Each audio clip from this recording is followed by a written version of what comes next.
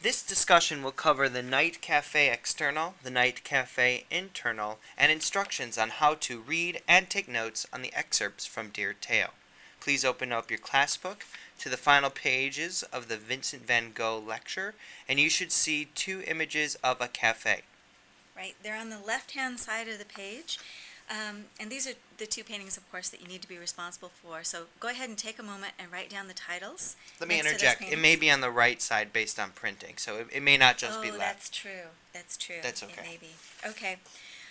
The first painting that you see here is the external shot of the Night Cafe, and we're dealing mostly with question number 3, what was going on in the artist's life when he made this work of art. Van Gogh is living in Arles at this time, and this is where he's spending a lot of his time. When he has a little extra money, he goes to the Night Cafe where he sits and drinks coffee, sometimes absinthe, sometimes liquor, with whatever money he's got. And this is where he hangs out. Now, this work of art also is kind of interesting because when we show you the video clips of Mr. Wright's trip to Arles, he's going to be standing right outside the Night Cafe, and he'll look over and he'll say, "Is that what I think it is?" And he gets really excited, and he almost gets run over by a motorcycle. and it is. This is the Night Cafe, and Van Gogh actually writes about this place in the letters that you'll be reading too. Now, this is the internal shot of the Night Cafe. And so, same thing that we just said about the last one. This is where he spent a lot of time. And in fact, we believe that he painted himself into this painting. Right, if you take a look at the lower right corner, you see a man with his back towards us, but you see that hat. Right. And you may recognize that hat from the bedroom in Arles as well. He did have it hung on one of the hooks. Oh, I didn't know that. Ah, he loves his hat. Oh, yeah, and he was kind of known for wearing this yellow straw hat everywhere around. So.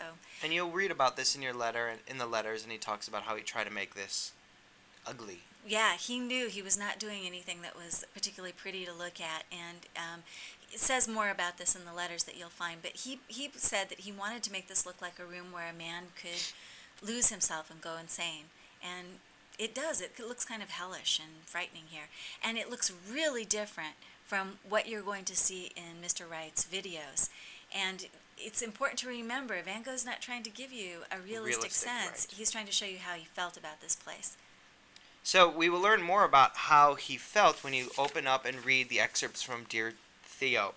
Please read the letters thoroughly, and while you're reading them, make sure you highlight anything that's interesting or important. And take that information and create a double entry journal. On the left side, put that information from the above note that it's important or interesting. Yeah, and how many entries should they have? They should probably have about 10, at least 10 Mm-hmm. entries.